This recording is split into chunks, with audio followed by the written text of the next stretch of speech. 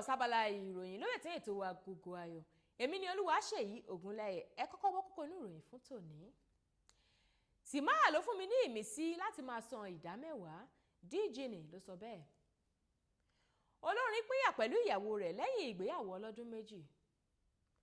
Àwọn ẹbí KUTI ṣàwárí ọmọ rẹ̀ tuntun ní Australia. Ìròyìn náà rèé lẹ́kùnrẹ́rẹ́.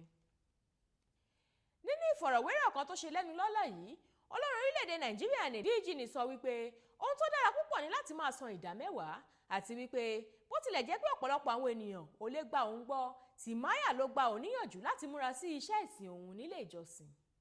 Ó ṣàlàyé pé òun wà nínú ọkọ̀ òfurufú kan náà pẹ̀lú TIMAYA níbi tó ti sọ fún òun wípé ọ̀pọ̀lọpọ̀ àwọn ènìyàn ní kò mọ ìdí tí Ọlọ́run fi ń bùkún òun, eléyìí tó ní í ṣe pẹ̀lú wípé òun ò fi ìgbà kankan gbàgbé láti san ìdá mẹ́wàá òun. DJini sọ pé kì í ṣe pé òun ò kí ń san ìdá mẹ́wàá tẹ́lẹ̀, ṣùgbọ́n TIMAYA gba òun níyànjú láti tẹra mọ́ dáadáa. Ó ní ènìyàn dáadáa ní TIMAYA o, àti pé kò sí bí a ṣe lè mọ irú ẹni tí ẹlòmíràn jẹ́ láì jẹ́ pé a súnmọ́ wọn dáadáa. Ó wáá fi hàn pé ohun tóun fẹ́ nísinsìnyí ni láti tẹpá mọ́ṣẹ́ òun dáadáa kí ìdá mẹ́wàá òun bá lè pọ̀ sí i. Olórin ìfẹ́ àti atagìta ní OLUFEMI SANYAOLU tí gbogbo ènìyàn mọ̀ sí Keziah Jones ti pínyà pẹ̀lú ìyàwó rẹ̀ ọlọ́dún méjì AWON tó jẹ́ sọ̀rọ̀sọ̀rọ̀ orí rédíò àti oníròyìn ìwé ìròyìn kan nílùú Plateau.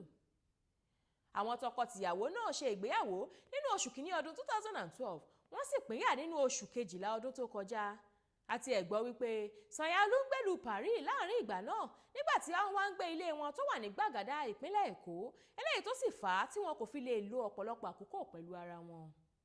Ní ọ̀pọ̀lọpọ̀ ìgbà ní SANYAOLU tí a mọ̀ sí Keziah máa ń rin ìrìn àjò láti lọ ṣeré orin, ṣùgbọ́n tí kò gba AWON láàyè láti bá rin ìrìn àjò kankan. A gbọ́ pé ìgbéyàwó Keziah kejì tí yóò forí sọgi lélẹ́yìí nítorí pé ó ti kọ́kọ́ fẹ́ olórin Àkúrẹ́ World, ṣùgbọ́n tí ìgbéyàwó náà túká láàrin ọdún méjì nínú ọdún 1996. Àwọn ẹbí gbajúgbajà olórin Afrobeat ní Fẹlá Aníkúlápó Kútì ti ṣàwárí ọmọ mìíràn ní ọdún 15 lẹ́yìn ikú rẹ̀. Ìwádìí fi hàn wípé orúkọ ọmọkùnrin náà ni Courtney, ó sì jẹ́ ọmọ bíbí obìnrin òyìnbó kan ní agbègbè Sydney, ìlú Australia. A sì wá rí kà wípé ọmọkùnrin náà lé díẹ̀ ní ọjọ́ orí àbígbẹ̀yìn ọkùnrin Fẹlá, ìyẹn Ṣeun Kútì tó jẹ́ ọmọ 30 ọdún. Ìròyìn àti ìwádìí tuntun yìí jẹ́ eléyìí tí wọ́n ń ṣe ní òkú òru àti wípé àwọn ènìyàn pàtàkì nínú ìdílé Kútì nìkan ló mọ̀ sí i. Ẹ̀rọ ayélujára Wikipedia Fẹlá kan tiẹ̀ dárúkọ àwọn ọmọ 7 péré gẹ́gẹ́ bí ọmọ gbajúmọ̀ yìí ni, látòrí Fẹ́mi Kútì títí dórí Ṣeun Kútì, Mòtúnráyọ̀ Aníkúlápó Kútì, Yẹni Kútì, Kúnlé Aníkúlápó Kútì, Ọmọṣaléwá Aníkúlápó Kútì àti Ṣọlá Kútì.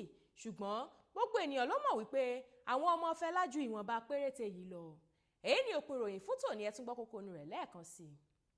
TIMAYA ló fún mi ní ìmísí láti máa san ìdá mẹ́wàá. DJini ló sọ bẹ́ẹ̀. Olórin pínyà pẹ̀lú ìyàwó rẹ̀ lẹ́yìn ìgbéyàwó ọlọ́dún méjì. Àwọn ẹbí KUTI ṣàwárí ọmọ rẹ̀ tuntun ní Australia. Àwa ìjùmọ̀ lọ lórí abala ìròyìn lórí ètò wa Agogo Ayo fún tòní. Ètò ṣì ń tẹ̀síwájú, ẹ máa bá wa kálọ. Ètò yìí ló ń rán wa létí èdè àtàṣà wa tó ṣe kókó.